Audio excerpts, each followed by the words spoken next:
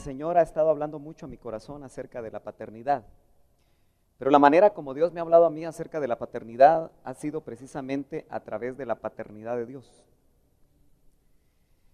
Y yo quisiera que me acompañara al último libro del Antiguo Testamento, el libro de Malaquías.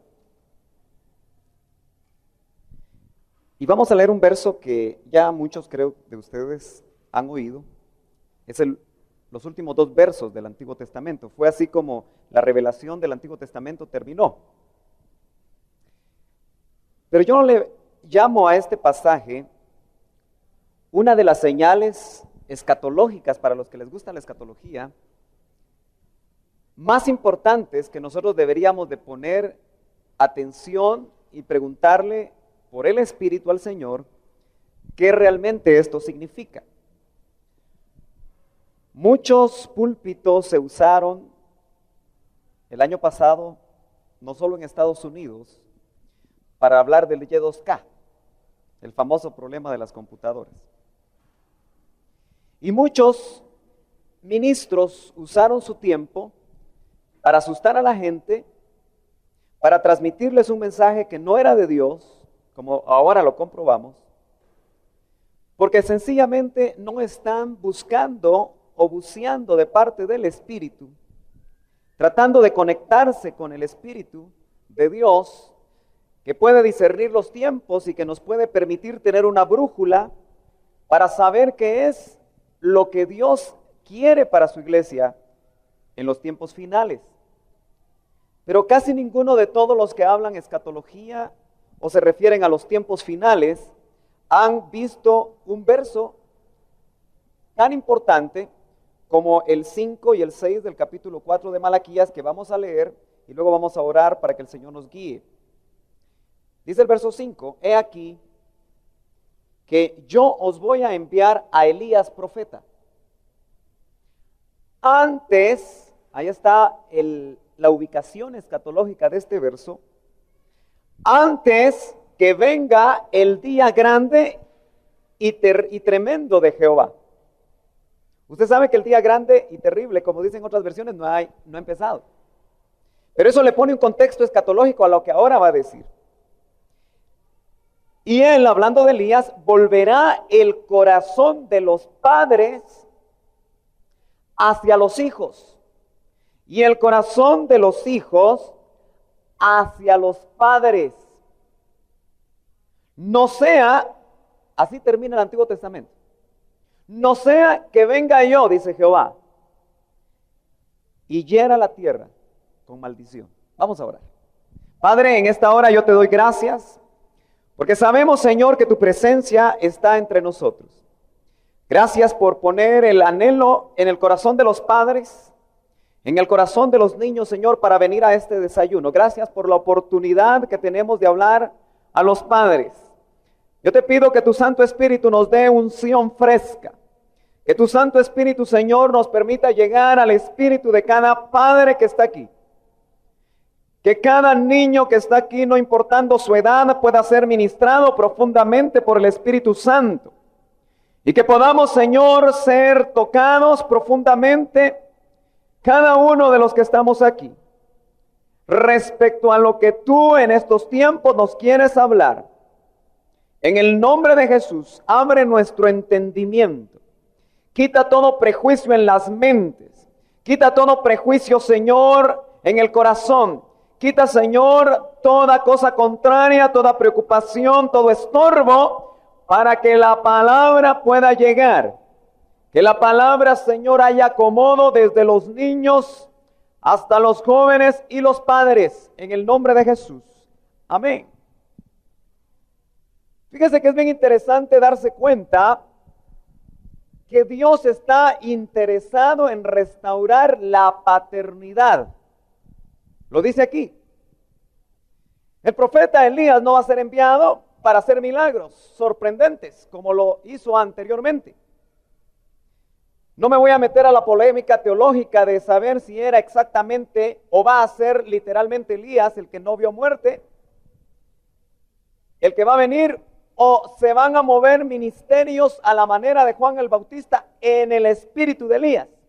no nos metamos en esa teología ahora, sino que solamente veamos que la función de Elías no va a ser necesariamente venir a bajar fuego del cielo otra vez, sino que la función de él, que va a ser una función sobrenatural, va a ser atraer el corazón de los padres hacia los hijos y el corazón de los hijos hacia los padres. Ahora, aquí es donde yo quiero enfilar directamente a lo que yo le quiero compartir en esta mañana. No quiero ser muy largo porque yo sé que los niños se nos van a desesperar. Pero el hebreo no dice papá y mamá en la palabra padres traducida ahí. La palabra hebrea es masculina. Eso significa que podemos entender el pasaje que el ministerio de Elías va a servir para que el corazón de los papás se vuelva a los hijos y el corazón de los hijos se vuelva a los papás. Vamos a dejar en esta ocasión un poquito al margen a las hermanas y vamos a tratar en la restauración de la paternidad de hablar lo que la Biblia nos enseña acerca de lo que Dios anhela hacer en estos tiempos finales. El punto interesante es que mucha gente está contenta porque no pasó nada en el 2000. Yo no estoy tan contento de que no haya pasado nada. Porque el que no haya pasado nada significa que realmente en el plano espiritual pudo haber pasado mucho. Y es ahí donde nosotros, los hijos de Dios, necesitamos aprender a discernir los tiempos, los momentos. Y él hablaba que cuando Noé terminó el arca, no llovió, sino que esperó 7 días el Señor para que lloviera, donde todavía la fe de Noé fue probada, porque le habían dicho que cuando terminara el arca iba a empezar a llover. Sin embargo, en 7 días no llovió. Él esperó el día lunes y no llovió, si es que la terminó en domingo.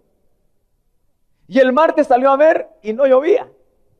Y el miércoles puso otra vez la mano y no llovía. Dijo, me engañaron. ¿Pudo haber pensado eso? Pero esos 7 días hablan de un tiempo todavía de gracia, y qué casualidad que 7, ¿verdad? Un tiempo completo, en el cual Dios todavía va a permitir que terminara el arca, y pareciera que como que en el plano espiritual, pareciera, no estoy fechando, se está terminando un ciclo. Yo no sé si usted percibe que se está terminando un ciclo, pero que como que Dios va a dar 7 días más. Yo no sé si sean 7 días, 7 meses, 7 años o 7 periodos de años. Yo no sé, por eso no estamos fechando. Pero es un tiempo completo en el cual Dios todavía va a dar gracia para que Noé termine de meter a su familia para ser preservada. Pero volvamos al pasaje. Yo le quiero hacer una introducción. Los hermanos, cuando promocionaron esta actividad, empezaron a poner ciertos rótulos, ciertas noticias, ciertas cosas para motivarlo a usted para venir en cuanto a lo que es la restauración de la paternidad. Pero yo quiero llamar un momentito su atención hacia esto. Usted sabe que los Estados Unidos es un país que hace estadísticas. Y a mí me sorprendió escuchar en una ocasión a un hombre que decía que en Estados Unidos la gráfica de padres excede en mucho a la gráfica de hijos. Se lo voy a poner en español. Hay más padres, según la estadística en Estados Unidos, que hijos. ¿Cómo así? Lo que sucede es que la desintegración familiar en Estados Unidos es tan fuerte que un hijo puede tener registrados legalmente 4 padres, porque esa mujer se casó 4 veces. ¿Me está entendiendo? ¿Sí me entienden? Eso significa que esas estadísticas o esos números registran la tremenda desintegración familiar que hay, y póngase a pensar usted en ese niño que ha tenido un padre natural y 3 padrastros. Qué difícil debe ser para ese niño el poder tener el concepto de lo que es un papá. Por otro lado, las tasas de divorcio en Estados Unidos ascienden a más del 50%. Eso significa que por cada 100 niños, 50 de ellos no tienen papá y tienen que optar por buscar otro. ¿Me está entendiendo? Eso es algo muy grave. Si nosotros estudiamos la historia de ese país, que lo usamos como ejemplo porque hay estadísticas, pero que de alguna manera nos habla de lo mismo que está sucediendo en estos países, tendríamos que darnos cuenta que hace 100 años no era así. Hace 100 años en ese país no había tasas tan fuertes de divorcio. Hace 100 años el concepto de padre en la familia americana era un concepto muy claro. ¿Sabe usted que ahora le llaman a la generación que actualmente está viviendo en Estados Unidos la generación sin padre? ¡Qué tremendo! Porque esa generación sin padre está provocando que los niños de 10 años maten a sus compañeros de clases y maten a sus maestros. Y no una vez. Tan solo en los últimos 2 años se han registrado más de 20 incidentes donde niños pequeños que oscilan entre 10 y 15 años han matado a sus compañeros y han matado a sus maestros. Hemos visto casos de adolescentes que han sido enjuiciados por matar a sus padres. Y esa es entonces el resultado tremendo que se está viendo en una sociedad a la cual la están llamando los que estudian una sociedad sin papás, sin padres. Ahora, eso es tremendo. Sin embargo, yo veo Guatemala como país y me doy cuenta que exporta todo lo que puede de esos países. Hoy en día usted puede tener algo que salió en Estados Unidos hace 2 meses y ya lo tiene aquí, casi inmediatamente. Y se exporta muchas cosas y también lo malo se está exportando. Yo no quiero ser una persona que lo pueda meter a usted en miedo, pero nosotros creo yo que en este país estamos prontos a ver exactamente los mismos problemas que se dan en los institutos, en las escuelas que se está dando en Estados Unidos. ¿Por qué? Porque también esta es una sociedad que también ya podemos nosotros decir que en buena parte es una sociedad sin padres. Ahora, cuando yo hablo de una sociedad sin padres, no estoy hablando necesariamente de padres que ya no están con sus hijos, aunque en Estados Unidos esa es una realidad. Porque de cada 100, dijimos, 50 se van. Pero de los 50 que se quedan, la mayoría tampoco están. Hay una realidad evidente aquí en el pasaje. Si Elías va a tener que venir, o el espíritu de Elías, para hacer volver el corazón de los hijos hacia el papá y el corazón del papá hacia los hijos, la pregunta que uno se tiene que hacer es: ¿dónde está entonces ahora el corazón de un padre en relación a sus hijos? Si no lo tiene, el corazón del padre no está en los hijos, ¿en dónde está? ¿Me está entendiendo?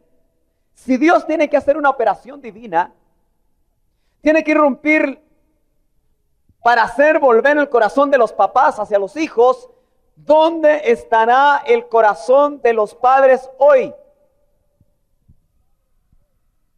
Ayúdeme.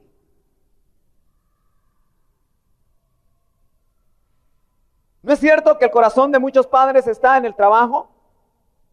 Hay que trabajar, es un tiempo difícil, hermano. Las cuotas del colegio están altas. Hay que pagar bono de construcción. No, ya no. Ahí le voy a contar. Hermano, cada año que empieza, todo sube. Máxime ahora que hubo cambio de milenio. Pero le cuento que el cambio de milenio es dentro de 1 año. Pero los comerciantes se aprovechan. Y es cierto, los útiles caros, esto caro, todo caro. Entonces dice el papá: yo tengo que ser un buen proveedor porque soy cristiano. En estos tiempos es difícil ser un buen proveedor. Mas, sin embargo, el problema es que ser proveedor apenas es una de las funciones del papá. Y la mayoría creo que hemos entrado en un círculo en el cual el padre solamente trabaja y su corazón entonces está en el trabajo. El hombre en naturaleza es conquistador. La naturaleza del hombre es tratar de sobresalir en cualquier ambiente donde está. El hombre es muy competitivo. Y por esa razón muchas veces, si tu trabajo te gusta, tratas de ser el mejor ahí y eso es bueno. Pero cuando desequilibra tu vida y tu corazón está en el trabajo, nada más, hay problemas. Pero hay otros que tienen el corazón en el deporte. Sábados y domingos en el deporte. Y los hijos y la esposa, bien, gracias. Estoy hablando en general, después me voy a meter al ámbito de la iglesia. Pero muchas veces sucede lo mismo. ¿No es cierto que la mayoría de matrimonios cristianos, sábados y domingos es cuando el padre ve más televisión y mira deportes? Que los Knicks van a jugar. No estoy hablando que sea malo. Que la Serie Mundial de Béisbol. Que ahorita está el Campeonato Mundial de Clubes. Y fíjese que el Necaxa. Y de verdad que aún en los medios cristianos, el corazón de un padre puede estar en los deportes. Pero metámonos un poquito en la iglesia. Muchas veces el corazón de un padre está en el ministerio. Y en aras de desarrollar un ministerio en la tierra, se desequilibra de tal manera que olvida que tiene delante de Dios una responsabilidad al ser padre. Y su prioridad es el ministerio. Silencio sepulcral. Porque cuando hablo de ministerio me refiero a diáconos, a ujieres, a discipuladores, a maestros de escuela dominical, a pastores, a ministros de toda índole y de todo nivel en la gama del servicio a Dios.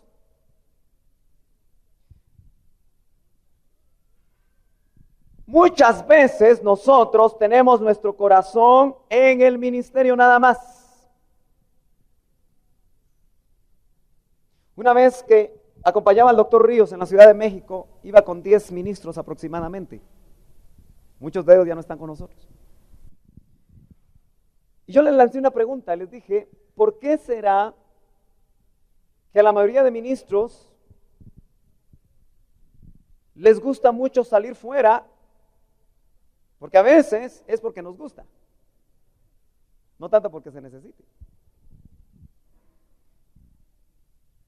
¿Y por qué será que les gusta estar mucho tiempo fuera de casa y poco tiempo en casa? Y por ahí hubo una persona que fue sincero y dijo, porque afuera somos importantes.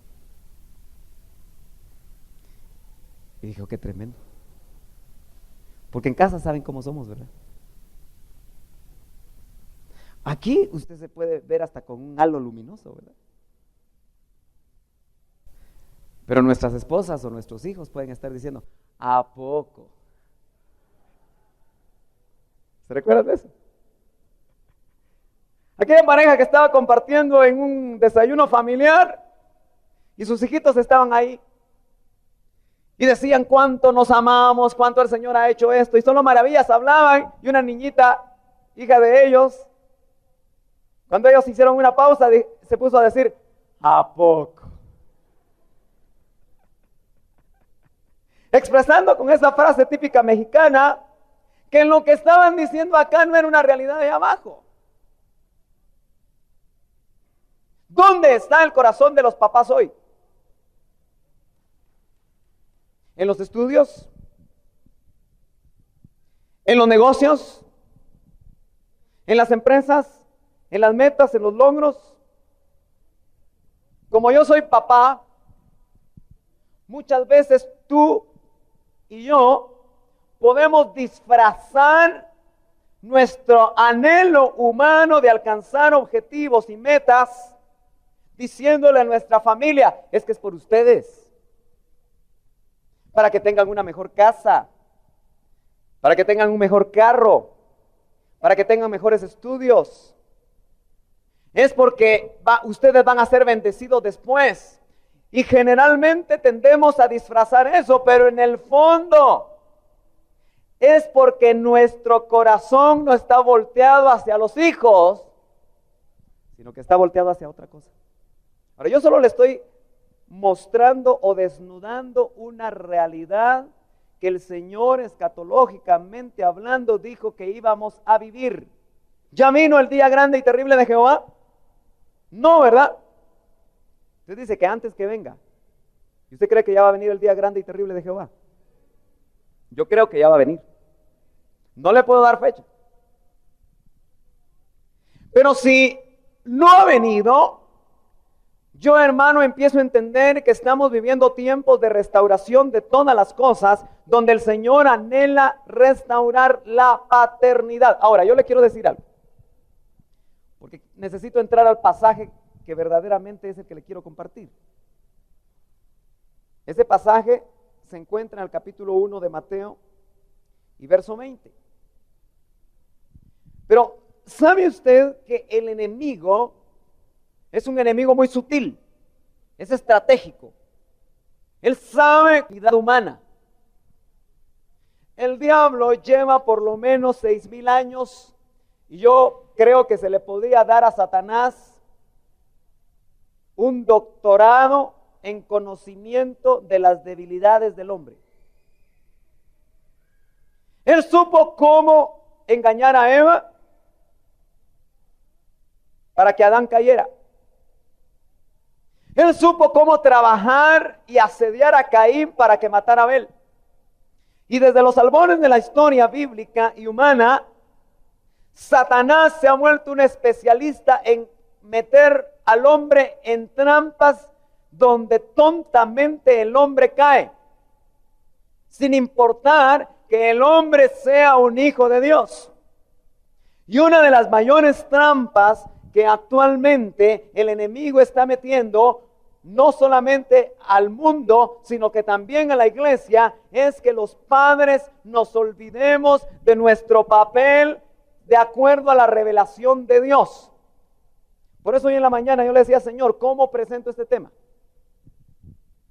Y yo le compartí al hermano Meme que el Señor me dijo, mira a José,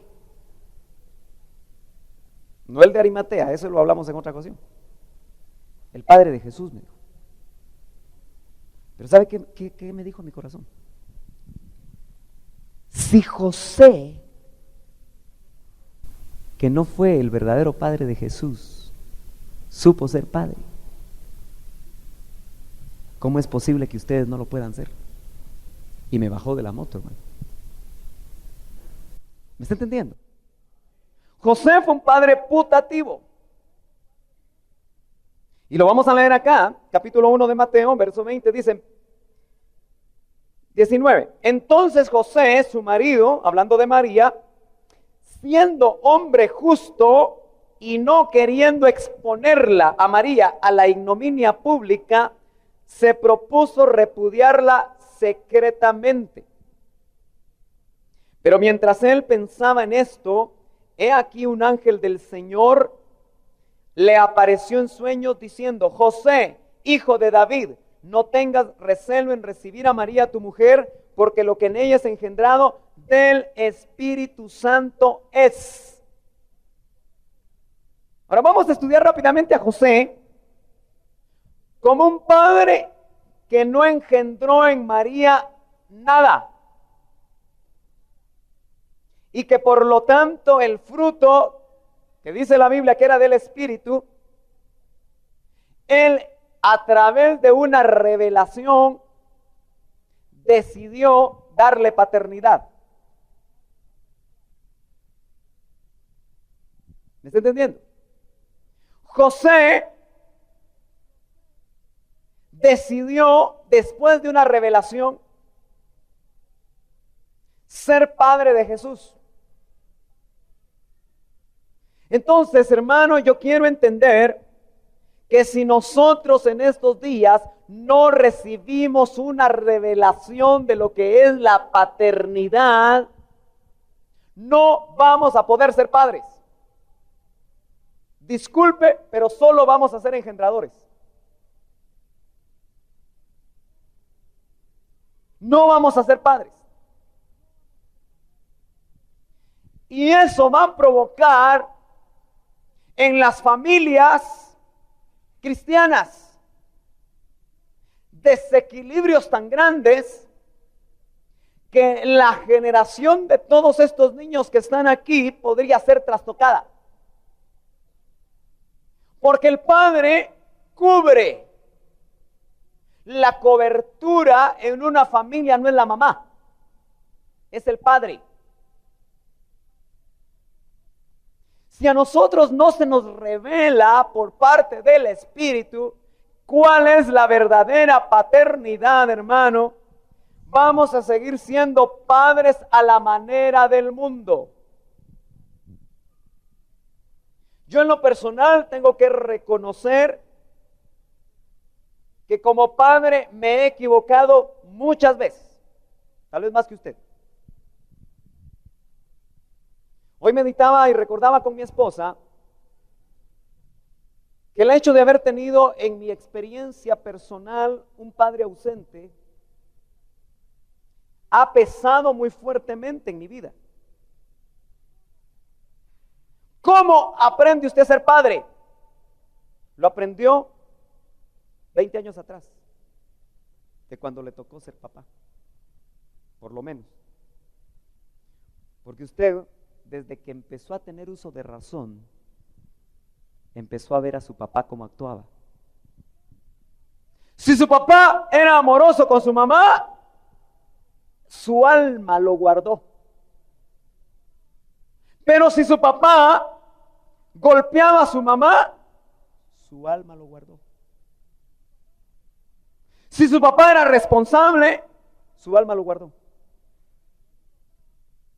Si su papá era cariñoso con usted y le dedicaba tiempo, su alma lo guardó. Pero también todo lo contrario, su alma lo guardó. ¿Cómo empezamos a ser padres? Viendo a nuestro Padre. Ese es un método de Dios. Ese es un método bíblico. ¿No es cierto que cuando Israel empezó a ser nación, uno de los mandamientos fue: y repetirás a tus hijos, y estos repetirán a los nietos, para que en una cadena de padres a hijos pudiera trasladarse las verdades espirituales que definen la vida del hombre? Dios así lo quiso establecer, y es su plan, es su método, es su diseño. Pero imagínese usted que la trampa del enemigo ha sido alejar al padre de los hijos. Mire, otra estadística interesante. ¿A qué edad cree usted que en Estados Unidos, y yo creo que también aquí, los padres se divorcian de ese 50% de tasa de divorcio que hay en Estados Unidos? ¿A qué edad de los niños ellos se van? Ayúdeme. 2, 3 años dicen por acá. ¿Quién da más? 6 años. ¿Quién da más? No. 5 años. Es cuando los niños entran a la fase de la pubertad. La mayoría de padres se van cuando los niños entran a la de 10, 11, 12, 13, 14 años, según las estadísticas. ¿Sabe por qué? Porque esa es la edad cuando los niños necesitan más a su papá. Porque la mamá tiene funciones específicas. ¿Sabe usted? Y como ya se me olvidó cargar, si no lo hacía gráfico. Pero Iris, ¿por qué no vienes con tu bebé?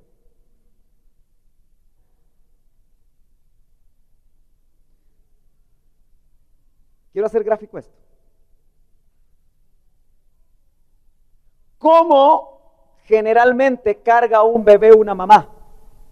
¿Ha notado usted cómo carga un bebé una mamá?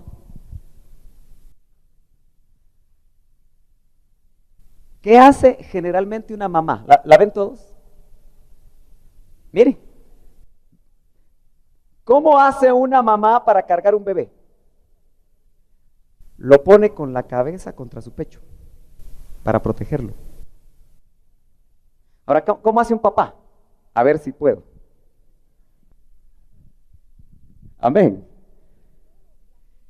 Pero la función del padre no es tanto proteger como lo hace la madre.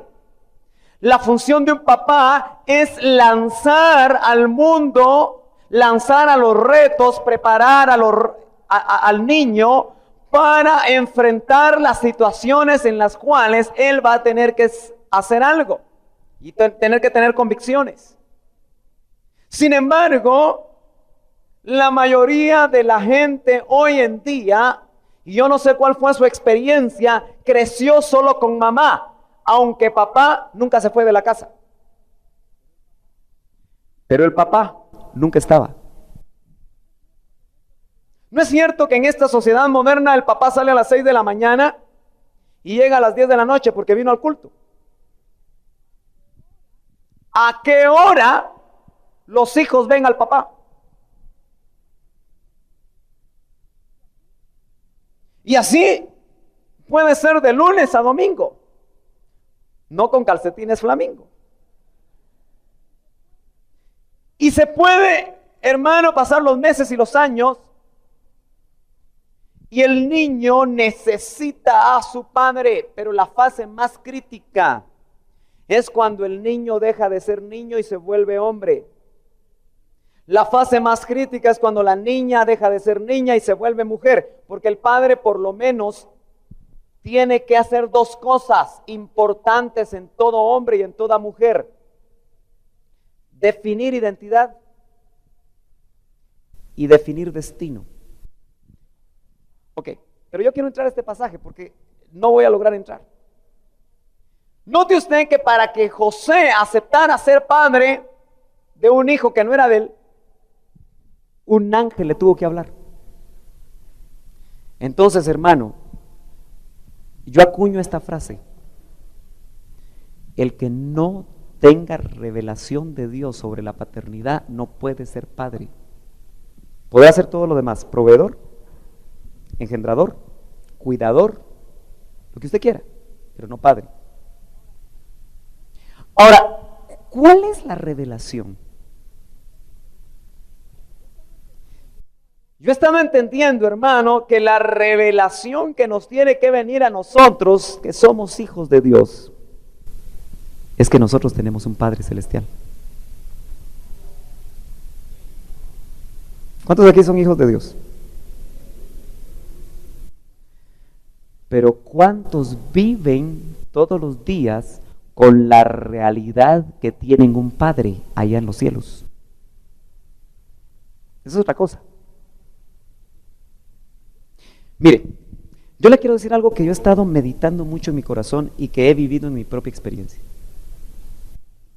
La trampa de Satanás es que los padres terrenales desdibujen la idea del Padre Celestial.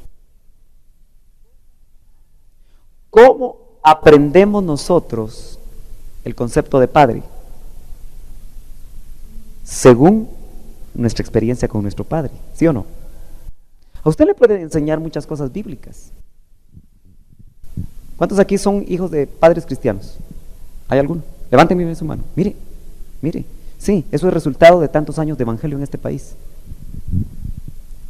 Pero no me dejarán mentir aquellos que son hijos de cristianos, que sus padres no tuvieron la suficiente luz para poder encaminarlos en el concepto de la verdadera paternidad. actuando ellos con ustedes.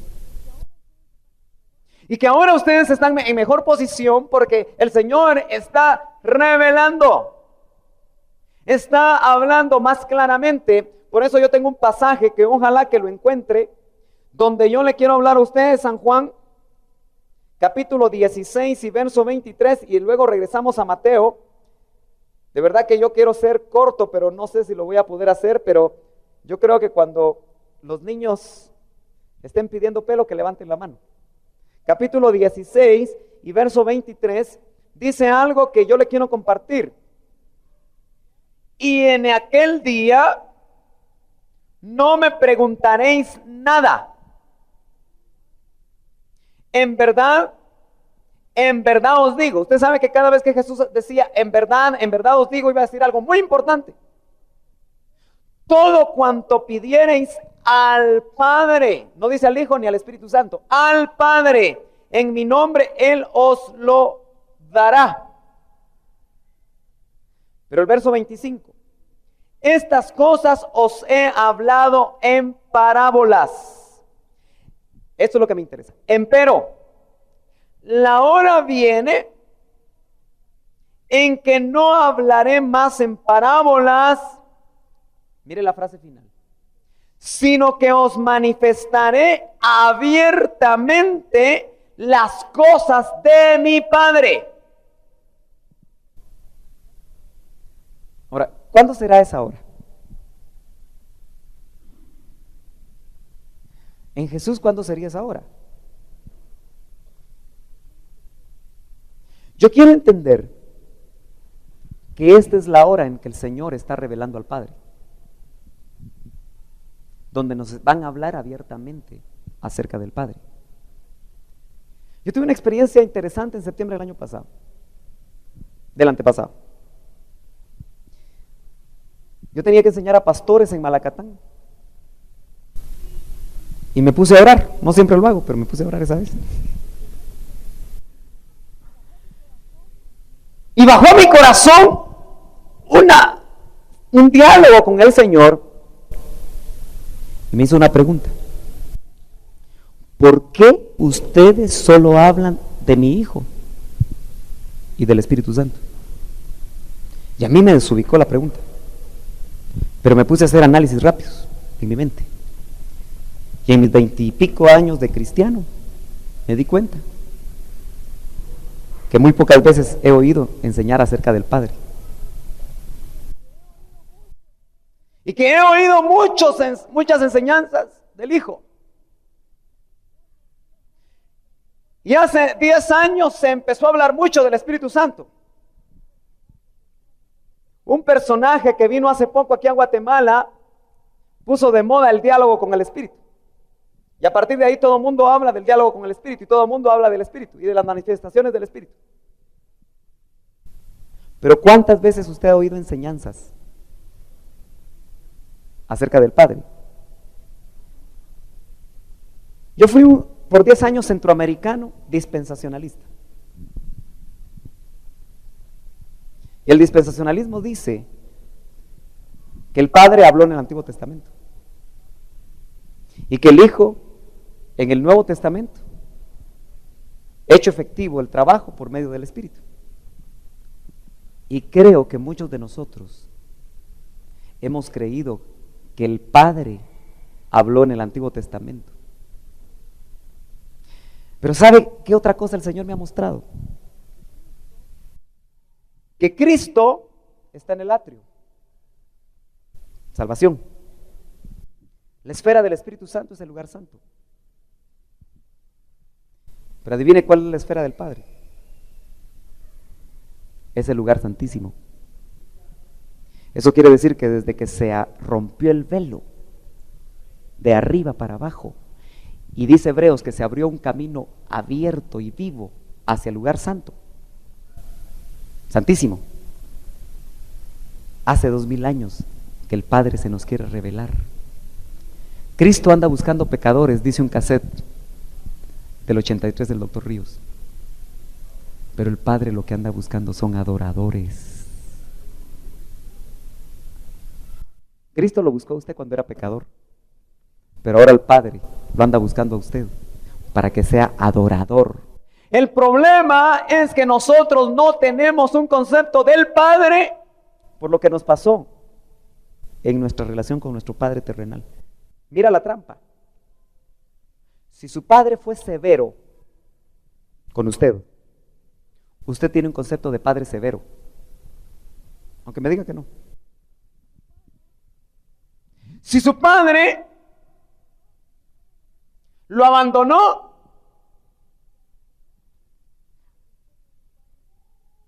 usted tiene un Padre celestial, concepto en su alma, lejano, que lo puede abandonar. Yo quiero explicarle esto. Como tenemos muy claro que Cristo murió en la cruz, a nosotros nos es fácil tener relación con nuestro hermano mayor, Cristo. Y dice que si nos dio juntamente con Cristo todas las cosas, pero está hablando del Padre, pero nosotros tenemos fácil acceso al Hijo y estamos entendiendo el acceso al Espíritu Santo. Pero hermanos, la mayoría de nosotros no tenemos un claro entendimiento del Padre, porque la lejanía con nuestro Padre terrenal pudo pesar en nuestra alma para tener una intimidad. ¿Por qué cree usted que nosotros entramos tan poco al lugar santísimo? Yo por lo menos no entro tanto tiempo al lugar santísimo. No crea que los predicadores que pasan aquí se viven metidos en el lugar santísimo. No lo crea. Deberíamos hacerlo. Pero muchas veces la realidad es otra. La mayoría de veces el ministro está en el lugar santo, solo oficiando. Y lo triste es que hay muchos en el atrio. Pero en el lugar santísimo es donde verdaderamente el Padre actúa. Yo le voy a hablar de dos momentos en los que Jesús fue llevado a la esfera del Padre. Una al inicio de su ministerio, en el Jordán, porque se abrió el cielo. ¿Y qué le dijo el Padre a su Hijo? Este es mi Hijo amado, en el cual me complazco. ¿Sabe que ahí le estaba afirmando su identidad a Jesús? ¿Se recuerda usted cuando Jesús a los 12 años, se perdió y se alejó de los padres putativos? Porque tampoco María fue su madre en todo el sentido de la palabra. Usted sabe que María fue una incubadora. Por eso el Espíritu Santo estaba acá y el Padre hizo sombra. Y María en medio solo fue incubadora. Pero los que lo habían cuidado lo buscaron 3 días en Jerusalén. Pero lo tremendo es que él, cuando lo encuentran, les dice: miren, ¿por qué se preocuparon? Si en los negocios de mi Padre me es menester estar. Ya a los 12 años Jesús sabía quién era. El problema de nuestros hijos, por la falta de paternidad, no de maternidad, de paternidad, es que llegan los 12 años y no saben quiénes son. Pregúntele usted a un niño de 12 años, ¿y tú quién eres? A saber usted. Pero pregúntele de Nintendo. Pregúntele de los Pokémon y le recita de la A a la Z. ¿Por qué? Porque no ha habido función paternal para decirle: tú eres mi hijo. ¿Por qué dijo eso Jesús? El Padre, ¿por qué le dijo eso a Jesús? ¿No sabía él quién era? Él lo sabía, pero necesitaba oírlo del Padre. Pero no solamente quién era. Este es mi hijo, ¿qué? Amado. ¿Cuántos hijos cristianos? Y voy a ser más incisivo. ¿Cuántos de los hijos que están aquí? Ahí están mis hijas. ¿Se sentirán amadas por mí? O usted como papá, ¿cuántos de sus hijos que están aquí se sienten verdaderamente amados. Porque necesitan una voz, un abrazo, un beso. Yo como soy mero flaquito, ¿verdad? Se nota. Ya mis hijas están creciendo y ya me cuesta cargarlas usted. Ana Ruth se ríe porque ya hasta ella me cuesta cargarla. Pero ¿sabe usted que no importa la edad que tengan, todavía esperan que el papá las abrace? ¿Sabe usted que las psicólogas bueno, yo leí un libro de una psicóloga, no psicóloga, ¿verdad? Psicóloga, es que así se oyó, ¿verdad? No cristiana, con este título: ¿Cómo hacer hijas triunfadoras? El resumen del libro es que para triunfar una hija tiene que tener un padre cercano que la ame. Hasta los inconversos han llegado a esas conclusiones. ¿Sabe usted que cuando una hija tiene su menarquia, ¿sabe lo que es la menarquia, verdad? La primera menstruación. Es el momento en el cual dejan de ser niños y se vuelven niñas. Mujeres. Porque su cuerpo está indicando que están pasando cambios hormonales que Dios estableció en su ADN para que dejen de ser niñas y se preparen incluso no solo para ser mujeres, sino madres. ¿Sabe usted que generalmente los padres no queremos saber nada de eso? ¿Quién cree usted que la debería de preparar a una niña para ese momento? ¿La madre o el padre? Dígame. ¿Por qué el padre? Ahora, ¿cuál es la realidad? ¿No es cierto que generalmente los padres dicen: eso es asunto de mujeres, háblale tú? Es el padre. Es el padre el que le debería de decir qué es lo que está sucediendo en su cuerpo. Es el padre el que le debería de quitar el temor que pudiera sobrevenir que algo raro está sucediendo en su cuerpo. Es el padre el que la debería de bendecir diciéndole: Dios te está preparando para completar su propósito en ti. Pero generalmente, yo le aseguro que todas las mujeres que están aquí no tuvieron quizá esa oportunidad, tal vez muy pocas. Porque el padre no quiere jugar su papel, porque el enemigo le ha ganado espacio. Pero regresemos rápidamente a dos cositas que yo le quiero hablar, porque el tiempo se está terminando. Dijimos que se necesita revelación y José la tuvo. Pero hubo dos problemas donde yo veo la paternidad de José. Una, cuando Herodes quería matar a Jesús. ¿Se recuerda? Herodes quería matar al niño Jesús. Ahora, ¿cómo lo quería matar? ¿Con qué lo quería matar?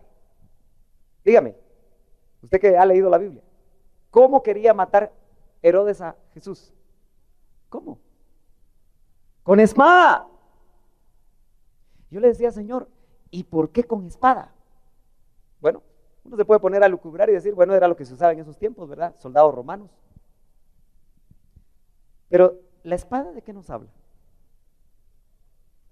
De la palabra.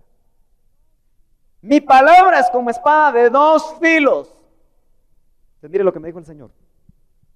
Los Herodes modernos quieren matar a los niños con falsa doctrina, falsa palabra, falsa espada. ¿Sí? ¿Sabes que hoy se están levantando Herodes con falsas doctrinas? Que pueden matar a nuestros hijos al llevarlos a otras rutas. Ahora, note usted que José supo, verso 12 del capítulo 2 de Mateo, Miren lo que dice el verso 12, capítulo 2. Pero habiendo sido avisados por revelación en sueños que no volviesen a Herodes, regresaron a su tierra por otro camino. Esos son los magos. Y cuando ellos hubieron partido, he aquí un ángel del Señor aparece en sueños a José diciendo: levántate y toma al niño y a su madre y huye a Egipto. Y estate ahí hasta que yo te diga, por qué Herodes buscará al niño para destruirle. Los Herodes de hoy quieren destruir a los niños a través de falsas doctrinas. ¿Cómo, me va a preguntar usted? ¿Qué sucede cuando una familia está en un lugar donde solo se habla de prosperidad, teología de la prosperidad? Los niños van a mamar esa doctrina, ¿no? Y ellos van a crecer en su corazón con la falsa idea de que si no son prósperos, no están bien con Dios. Y ahí los están matando. Y así usted puede agarrar todas las corrientes doctrinales falsas que ahora se están moviendo, que tienen como propósito matar a espada. Mire, hermano, esto es bien delicado. Hay ministros en nuestro medio que enseñaron casi dogmáticamente que el Y2K iba a causar estragos, y que cuando vieron que ya la cosa no era así, empezaron a decir y a minimizar los estragos, pero vendieron bastantes cassettes.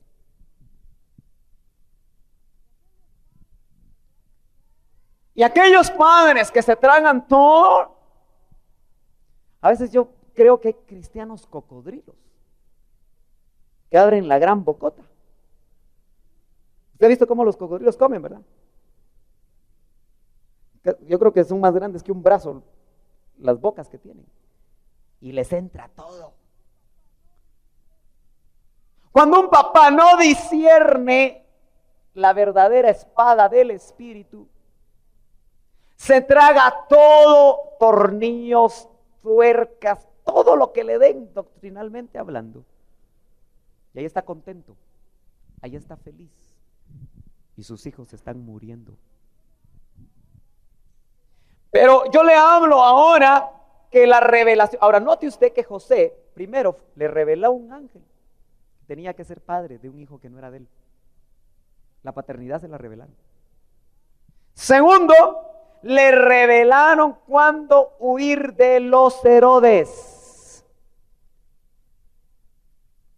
A usted le acaban de revelar hace unos meses que tenía que huir. El que tenga oídos. El que tenga oídos para oír, oiga.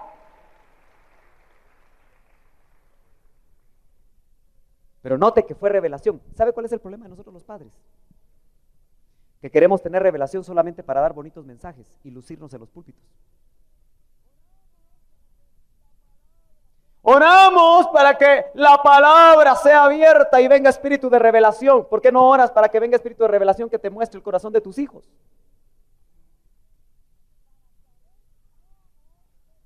Para saber cómo ser padre. ¿Qué necesidad tiene cada uno de ellos? ¿Sabe que nuestros hijos necesitan ser ministrados? Fíjese que vemos un niño hiperactivo, ¿verdad? Que ese hermano no termina de predicar y ya no. Aunque yo los he visto bien tranquilos. Felicitaciones, niños. Lo llevamos con el psicólogo infantil. Cuando el padre lo que debería hacer es doblar sus rodillas y decirle: Señor, ¿qué es lo que tiene en el alma mi hijo? ¿Qué es lo que le está sucediendo? ¿Dónde me equivoqué, Señor? ¿Qué ataque tiene mi hijo? ¿Y usted cree que solo José lo podía visitar un ángel? ¿O cree usted que a nosotros también nos puede venir revelación acerca de lo que le acontece a nuestros hijos? La mayoría de padres viene a buscar consejería ante los ministros, sin antes haber orado primero, para que Dios le muestre a él. ¿Quién tiene que ministrar primero a su esposa? El esposo. Cuando no puede, entonces le entra con un ministro. ¿Quién tiene que ministrar primero a sus hijos? El papá. Pero estamos tan ocupados en el ministerio, en el trabajo.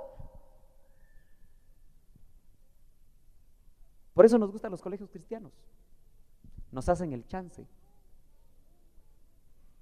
Pero nunca un maestro de un colegio va a poder hacer lo que un padre puede hacer y debe hacer. Se lo digo de una vez. Si usted va a venir a mí y me va a decir, ese colegio no sirve por esto y esto y esto y esto y esto, yo le voy a decir que la responsabilidad del colegio no es la responsabilidad suya. El colegio no puede hacer lo que a usted le toca hacer. La iglesia no puede hacer lo que a usted le toca hacer. Pero si usted y el colegio y la iglesia nos ponemos de acuerdo, vamos a hacer algo de parte de Dios para nuestros hijos. Si no, no.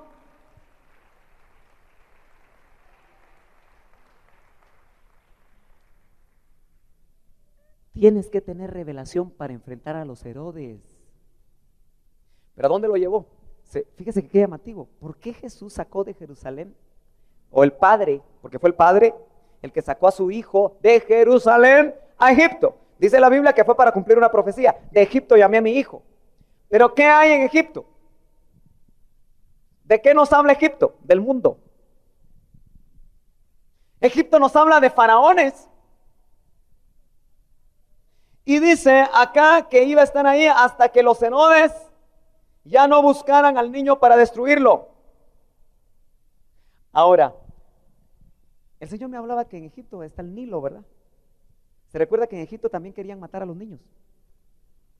¿Y cómo los querían matar? Ahí no hay espada, ahogados. Ahora, el Nilo y Egipto nos hablan a nosotros, pero en sí, visualice usted la corriente de un río. Yo nunca he conocido el Nilo, pero parece ser que es muy caudaloso y es muy ancho. Sí, ¿verdad? Se puede navegar. Los que ya fueron, por favor, inviten. Pero José en Egipto tuvo que tener revelación para evitar que el Nilo matara a su hijo. Ahora, ¿quiénes son los faraones modernos? Mire, yo voy a dar nombres. Usted discierna, porque uno expone la palabra.